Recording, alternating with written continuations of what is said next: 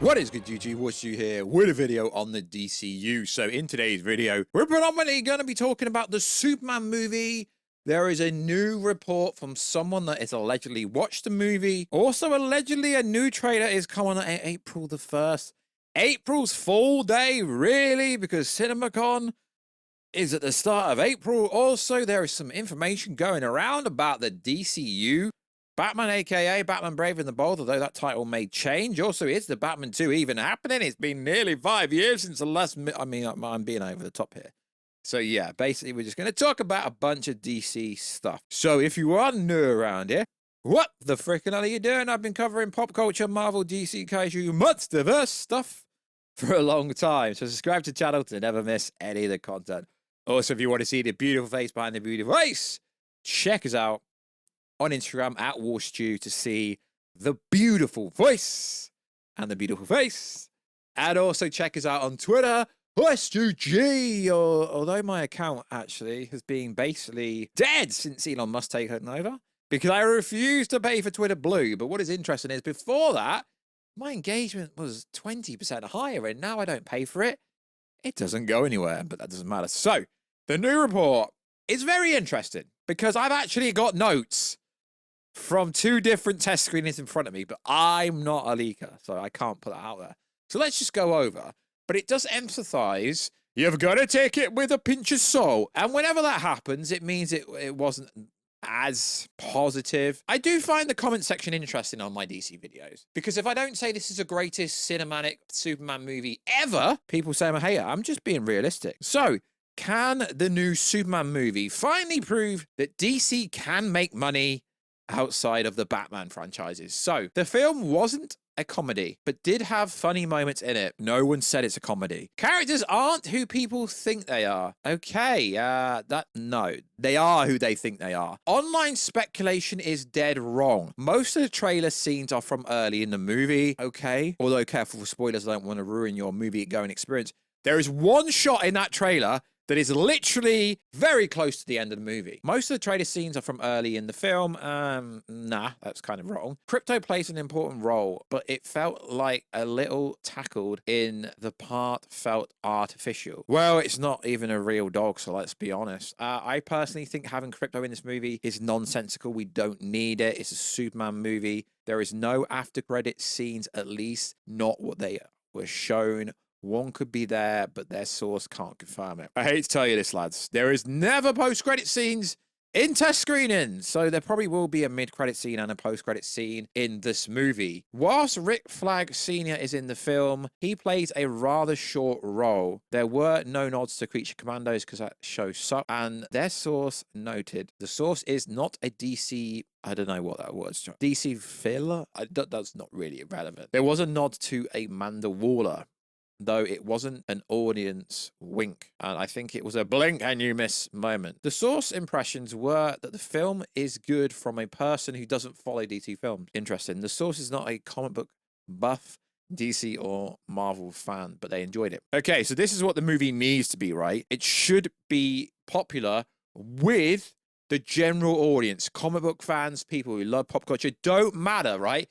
Because most of the audience have never picked up a comic book in their life, and they never will. It just needs an engaging narrative of a storyline that's got no forced agendas, no forced equality, diversity, and inclusion. That is why Snow White tanked and fell off a wall, because they tried to change an original story that didn't really need changing. All you needed to go is from an epic, world-famous animated story that they had and convert it into live action, but they couldn't do that. So far, this is probably the most positive test screenings I have come across. The secondary plot of the film focused primarily on Lois and Clark. Brosnahan stole every scene she was in. Their source loves Miss Marvel, though, so that could be biased. I mean, that's not really worth saying that. Rachel Brosnahan is a very good actor. Is she good enough to be the girl Lois? Who knows? Nicholas Hoult was good as Lex Luthor, but he overreacts a bit. He does anger very well, but he was a bit much in other scenes. Well, Nicholas Hoult is a very good actor. Just watch him in Nosferatu. I mean, maybe this implies that the storyline and the plot is so weak. No, I know what you lads are going to say. I just don't think James Gunn's good at writing. I think his writing's okay. It's never going to be a goated masterpiece. James Gunn movies are pretty generic when it comes to the narrative. I'm not hating, I'm just being factually true. That is my prerequisite and my opinion of James Gunn's writing. Very good director, but his writing is kind of like how Zack Snyder's not the best writer, but he's a good director. That's almost how I feel about James Gunn. His two goons were delightful and worked well with Lex's energy. The Source felt they helped, but weren't absolutely necessary. Some of the effects didn't work super well, though. Their source does not follow if this was an early cut. The scenes at the ice place were a little rough. It doesn't matter how many test screenings they do. Even if they do 10, the CGI, the VFX is never going to be a complete product. We already know that. Some of the effects with the big monster, I'm assuming she's talking about the kaiju, were rough, and his face was a little goofy. Okay, CGI is always a bit wonky in test screening scenarios, so that's not really important. Their source said that it had a lot of characters, but didn't feel like they took away from the main plot. Although it's a Superman movie, right? If we're trying to justify that Superman can actually sell by himself and stand on his own 2 front feet, then why is there a bunch of side characters? Why is Green Lantern in this movie? Why is Hawkgirl in this movie? Why is there a bunch of side characters that are needed? And obviously because this information isn't very positive, although it is kind of positive. The DC shills on Twitter are going, yeah, this sounds made up. This sounds really made up. No, it doesn't sound made up at all, in my humble opinion. I'm really looking forward to this movie. I do read the comments, and it's interesting how the Superman videos always get a lot of comments of people telling me that I'm a hater. Is it better to be real than be a shill and be like not true at all? So I think the Batman 2 is cancelled, right? I've always thought that because there's no way it should be taking this long. So some new information has been posted on the Warner Bros. Spanish website that hints and genre change for the Batman. How do we know this is for the Batman, right?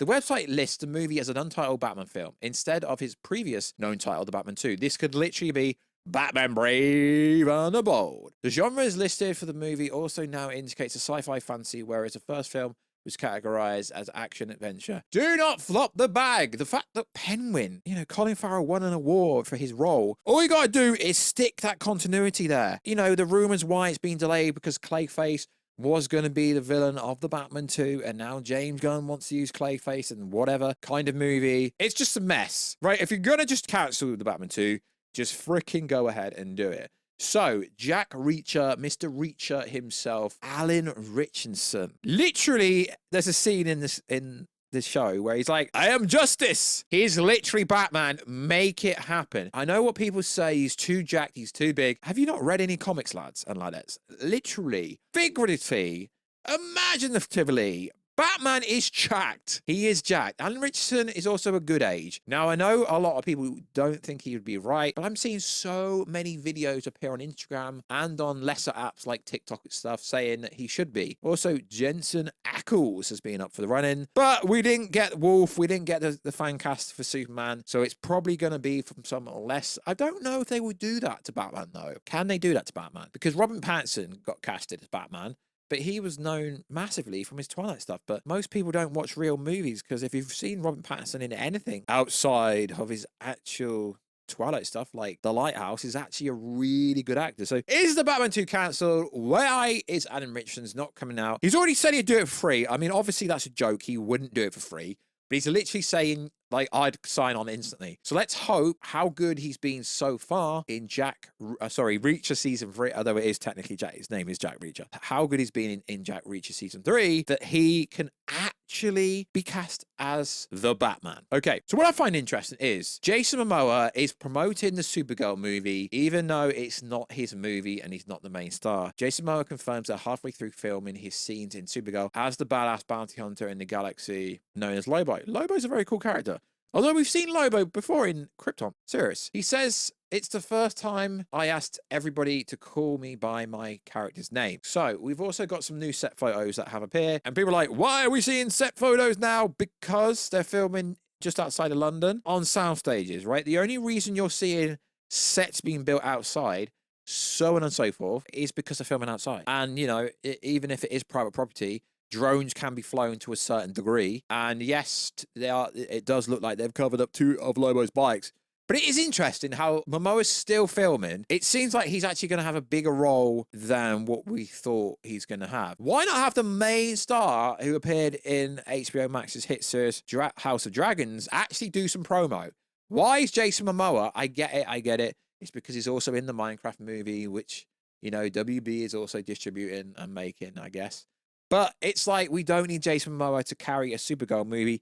Personally, although I think the Supergirl TV show with Melissa Benoist was fire, don't know why they're making a Supergirl movie. I get it. People are like, yeah, we need lesser known characters to get their screen time. But when James Gunn's coming out and saying things like, well, if the Superman movie doesn't do well, there is no other movies, and you're literally filming Supergirl now. You're filming the HBO Green Lantern series as well, even though we had the travesty, what was literally two random dudes walking down a road. Are we going to get a Supergirl reveal? Does anyone freaking care? Not really, but you know, I'm a hater, but I still cover this stuff. I'm not a hater at all. That was satire, sarcasm. I get it. Some people don't understand English sarcasm. I get that. But, you know, I report DC stuff when there's enough information to go through. So, based on the most recent information about Superman, it doesn't really tell us anything new that we don't really know. But I've got to cover the positive test screen reactions as much as I recover the bad test screen reactions. I'm not one of these channels that can only cover the positive stuff. And you're a hater if you say anything negative against James Gunn. It is funny to me how you can shield so hard that even if, you know, negative info comes out from a good source, you're like, no, it can't be true because James Gunn is cooking. James Gunn's screenwriting is pretty damn average in my opinion. And this movie needs to bang so hard to fill some of that $45 billion worth of debt that Warner Bros. Discovery have. So like always, guys, make this what you want. Cinema Gun is coming up very soon at the start of April. I really hope they don't drop the trailer on the 1st of April because that would be the biggest April Fool ever. So like always, guys, I will catch you in another video very soon. Catch ya later.